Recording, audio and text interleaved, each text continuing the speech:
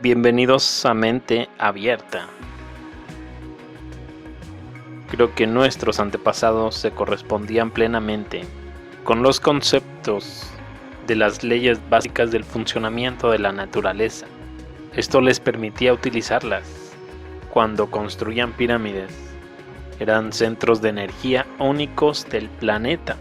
Asimismo, la construcción de pirámides permite a nuestros antepasados recibir energías necesarias para controlar el clima, crear quizás otros dispositivos como robótica, comunicaciones a larga distancia, vehículos voladores, polaridad y etc. ¿Qué es lo que decía Marco Polo sobre el manejo del clima? Tal parece que el lugar donde vivía el Gran Khan, si comenzaba a llover, si caía la neblina, rápidamente sus astrólogos dispersaban las nubes. Es decir, hacía un mal tiempo en todas partes, pero no en el palacio del Gran Khan. En el campo de la robótica, muchos de ustedes dirán que no puede ser, pero también se pensaba, y otros invitados extranjeros que visitaron la corte de Iván el Terrible dejaron testimonios. Comerciantes extranjeros hablaron sobre un hombre de hierro entre comillas que tenía Iván el Terrible. Era un sirviente mecánico. Este hombre de hierro era golpeado para divertir durante los festines. Peleaba con un oso, donde el oso salía huyendo de él, con fuertes heridas y abrasiones. Al parecer dicho robot tenía algún tipo de ametralladora, con la cual pudo herir a varios invitados en la mesa. Este hombre de hierro, para sorpresa de todos, trajo una copa de vino para el zar, hizo una reverencia a los invitados y tarareó algo en este idioma ruso, comentaban los comerciantes. Otro comerciante escribió: este hombre de hierro sirve la mesa del rey, barre el patio con una escoba.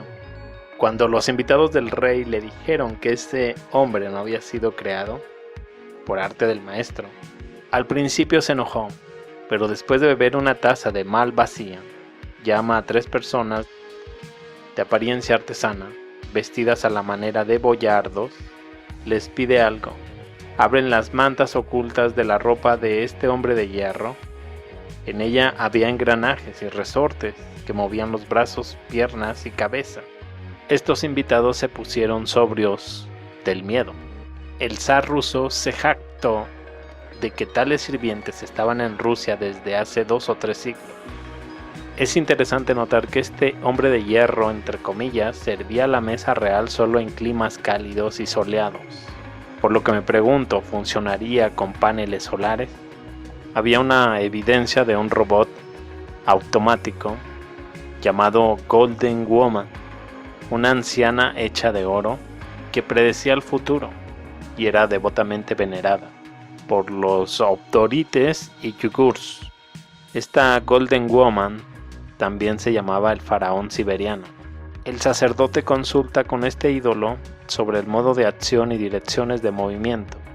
Les da a quienes acuden a ella respuestas claras que conducen a obtener los resultados correctos. Esto podría atribuirse al mito, pero se presenta en el mapa del siglo XVI. Indica claramente la ubicación de la posición de esta máquina en el territorio de Rusia moderna. Por cierto, también tiene una curvatura legendaria y otros nombres interesantes. Aquí tienes el mapa de Gerardo Mercator de 1595. Slatava Baba en el mapa de Moscoví Heberstein 1549.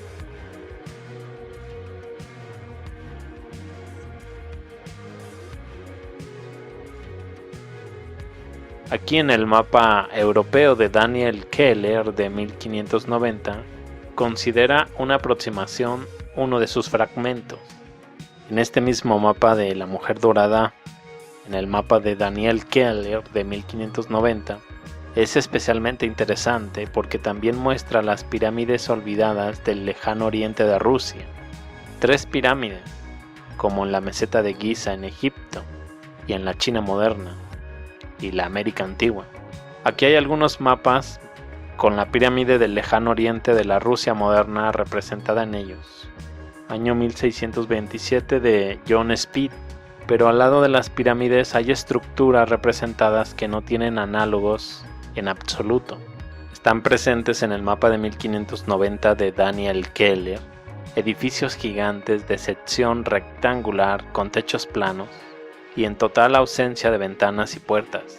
Tales estructuras son muy similares al antiguo cosmódromo para estacionar o lanzar barcos pesados, pero todo esto, por supuesto, requiere una investigación adicional.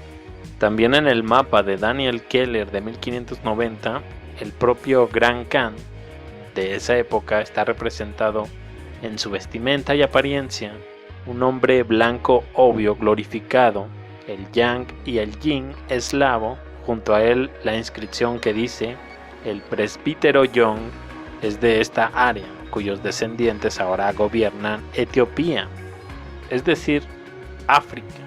Entonces, ¿qué sabían los extranjeros sobre el imperio mogol, hijos de Tart y Tara?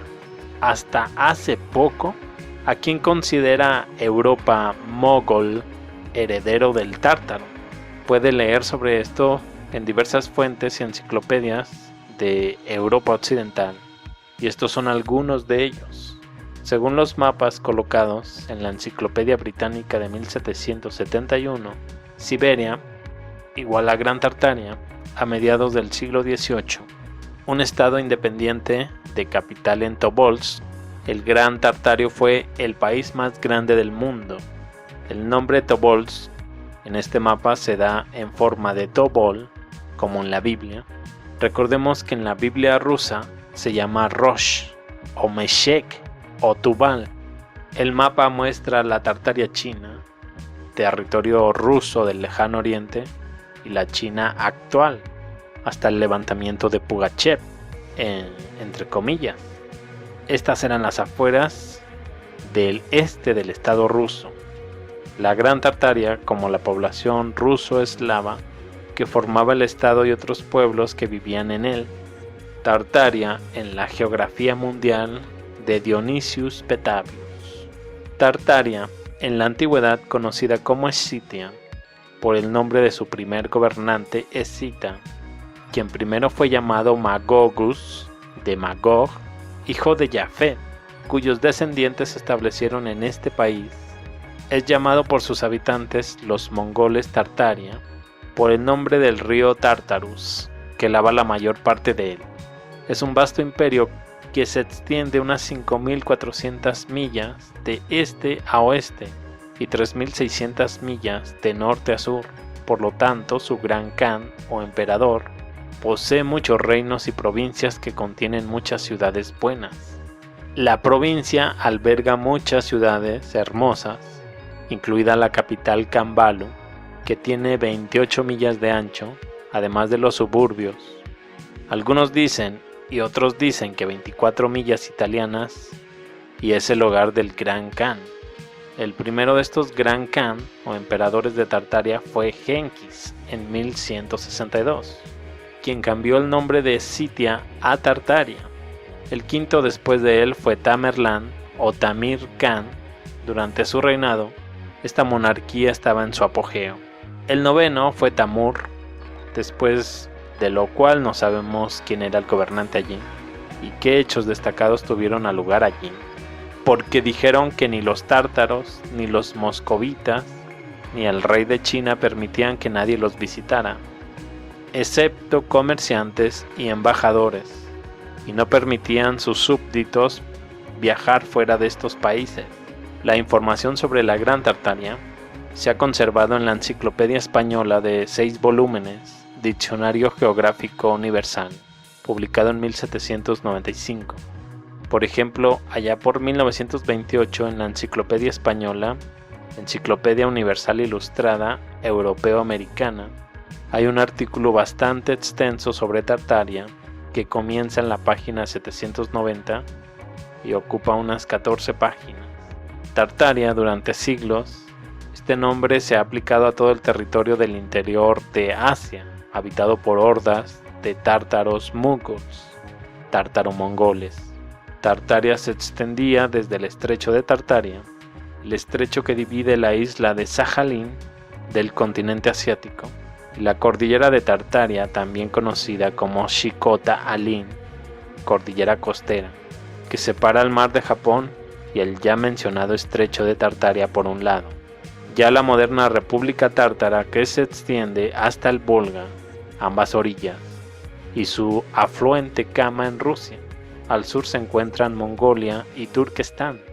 En el territorio de este vasto país vivían tártaros, nómadas, rudos, persistentes y comedidos, que en la antigüedad fueron llamados los escitas. Gran Khan, emperador de Tartaria, un gobernante poderoso y duro, muy rico, que vendió parte de China a alguien. La nación tártara proviene de un país llamado Gran Escitia, que una vez poseyó un tercio de Asia y muchas tierras en Europa, incluida Sarmacia, la Escitia asiática. También incluyó las provincias de Serre, Sérica o Seda, así como Katay y Zagatai, ahora Uzbekistán. El tamaño del ejército no puede contarse. Solo en Flounder había más de 360.000 soldados de caballería y unos 200.000 de infantería. En Kambalu, que es la capital de la horda, hay minas de oro y plata. Se ha establecido la extracción de piedras preciosas y la fabricación de cuentas de piedras preciosas, perlas. Llamo tu atención sobre el hecho de que todos, como uno en textos sin formato, afirman que los mongoles son tártaros, anteriormente llamados Skif Ami. Aquí están los llamados escitas desaparecidos que vivieron y viven en el mismo territorio durante miles de años. Echa un vistazo a cuántos años conocen los historiadores sobre la existencia de Skid. Los propios Skid aparecieron según los estándares históricos hace 5.555 años, cuando como resultado de otra guerra de la antigüedad perecieron las culturas de Creta, luego Egipto, Asiria, India y China. Terminó el periodo de tumbas y tumbas sin armas, y los supervivientes empezaron a armarse y construir asentamientos defensivos. Este es el territorio anteriormente ocupado por los escitas, los mongols. Se dice que los tártaros estuvieron en guerra continua con los chinos durante 4.340 años, es decir, desde 2341 a.C. Esto si nos basamos en las fechas dadas por la historia oficial y descartando la teoría de Fomenko. En el 1280 los tártaros se convierten en los amos de China y luego el clan Iben, sobre quienes los autores no tienen conocimiento sobre ellos, comienzan a gobernar allí durante 89 años. Hasta el 1369 los chinos expulsaron al tártaro y los gobernantes por nacionalidad y de la familia Ming toman el trono. En 1645 los tártaros, bajo el liderazgo del rey Sun Chi, a quien llaman el Gran Khan, conquistan nuevamente el imperio chino. El Gran Khan del príncipe tártaro reina allí hasta el día de hoy, narran estos pequeños párrafos. Estas mismas fuentes admiten que hace más de 1000 años el arte tipográfico se inventó en el reino de Tangut, por lo tanto no hay nada sorprendente de las descripciones de Marco Polo, quien describe el uso del papel moneda, un sistema desarrollado de correo, gobierno y organización militar, además de todo tipo de equipos tecnológicos, interpretados por él como magos y hechiceros. Es por eso que los historiadores occidentales definen necesariamente el imperio de Atila o el imperio de los hunos como el imperio mogol o tártaro.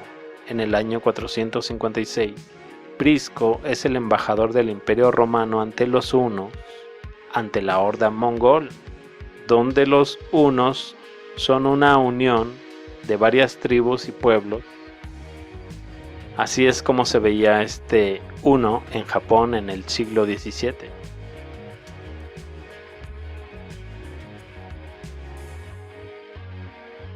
¿Qué conclusiones se puede extraer de la información descrita?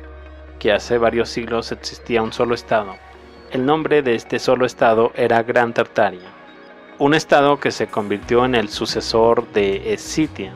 Incluso antes de esta asociación se llamaba Racenia e inicialmente era Darilla.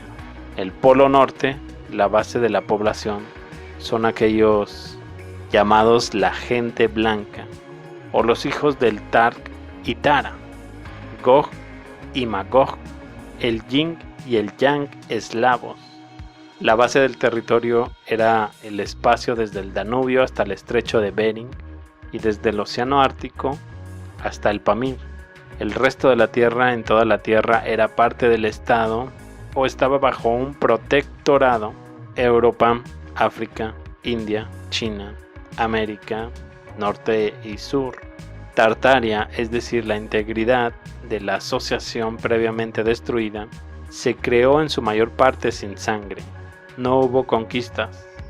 Como escribió Marco Polo muchas veces, todos los pueblos conquistados, entre comillas, se pusieron voluntariamente bajo la bandera del Gran Khan, exactamente como se repitió siglos después, cuando Asia Central, el Cáucaso y los estados bálticos entraron voluntariamente al Imperio Ruso. De vez en cuando, debido a la lucha por el poder dentro de esta asociación y bajo la influencia de otros factores como desastres naturales, cambios en las vibraciones de la propia Tierra, la integridad se rompe, pero con el tiempo es restaurada nuevamente. Por tanto, esta Tartaria era una potencia desarrollada con tecnologías y conocimientos avanzados, una abundancia de recursos naturales, incluidas las piedras preciosas, el oro y la plata, junto con la producción industrial bien establecida del papel moneda, la seda, el papel y pólvora utilizada en la minería, lo hizo fuera del alcance del resto del mundo.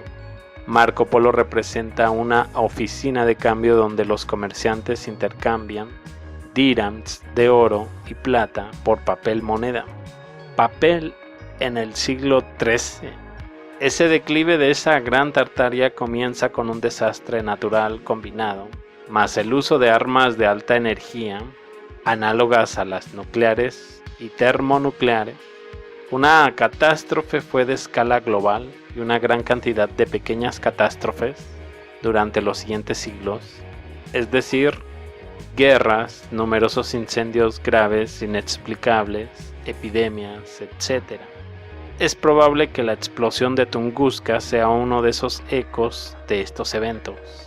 En ese momento se produjo un desplazamiento de los polos terrestres, lo que provoca un poderoso maremoto con un congelamiento instantáneo que provoca la aparición de una capa de hielo, el permafrost, en las tierras de Tartaria, donde alguna vez hubo un clima subtropical, es decir, Rusia y Norteamérica.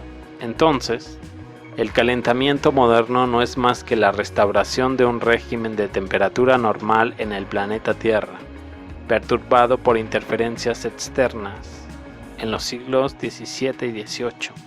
Esta gran Tartaria continúa su existencia hasta el 1812. Hay un mapa de Tartaria en 1811, donde más existen la Tartaria china y la Tartaria independiente. Por tanto, existen serias razones para creer que la guerra patriótica de 1812, como otras guerras napoleónicas, no es más que una operación militar para destruir a esta Tartaria. Aquí un mapa de 1820, el Atlas de G. Aspin, en el que aún se encuentra la principal Tartaria siberiana o Rusia, sin mencionar la Tartaria independiente y la Tartaria china. Pero esto no es todo. Aquí un mapa de Mitchell de 1860 todavía tiene la Tartaria china e independiente, que incluye China. Otro mapa de Woodbridge William de 1845. Tal estado fue borrado de nuevos mapas, fuentes escritas y de la memoria.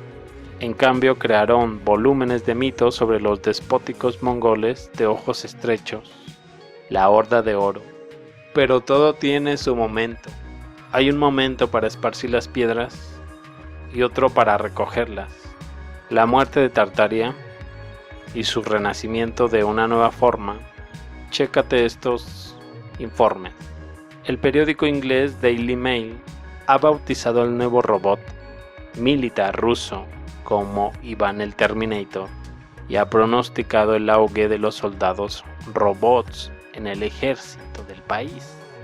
El Iron Man ruso fue diseñado y presentado en la exhibición de proyectos de la Fundación de Investigaciones del Futuro homólogo ruso de la DARPA estadounidense. Este robot ya sabe conducir un coche, controla el volante, cambia la marcha, esquiva obstáculos con agilidad, aunque ahora solo sean simulaciones virtuales, ya que la máquina es capaz de hacer todo esto sin la participación de humanos en el proceso.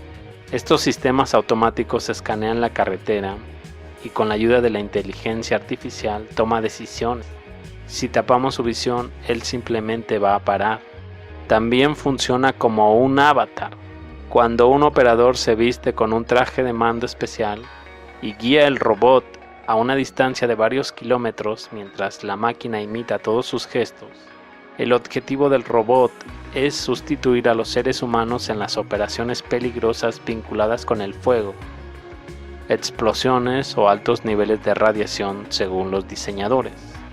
Aunque este hombre de hierro, entre comillas, todavía no es un robot totalmente operativo, solo un conjunto de diversas tecnologías unido por un sistema de inteligencia artificial, el diario Daily Mail ya ha ofrecido una visión de su uso bélico como máquinas en el futuro. ¿Qué opinas al respecto de todo esto? Mientras tanto yo me despido, pero los veo más adelante con más información. Hasta luego.